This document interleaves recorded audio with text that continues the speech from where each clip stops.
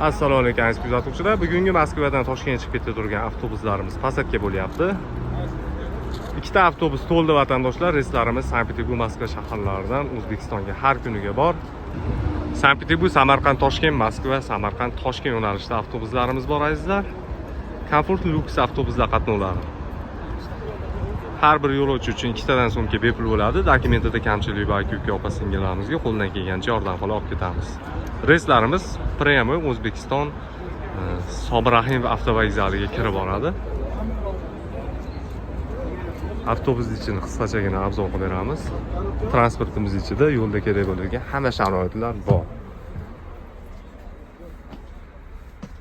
Har bir sidinaning orqasida alohida har bir yo'lovchi uchun zaryadliklar, kerak bo'lib qoladigan podnoslar, ruchnoylarni qo'yadigan joylar bor. Ikkitadan monitor, bu yerda ana kuller, issiq suv, sovuq suv ham bor.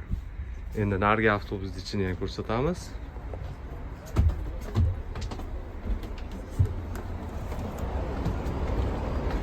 Akalar yaxshi ketyapsizlarmi?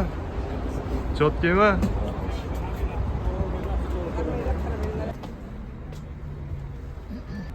Yo'lovchilarimiz o'tirishibdi shu avtobusdan. Ikkala avtobus chiqib ketadi O'zbekistonga. Ketmoqchi bo'lganlar bemalol ekranli raqamlarga aloqa chiqarasizlar azizlar.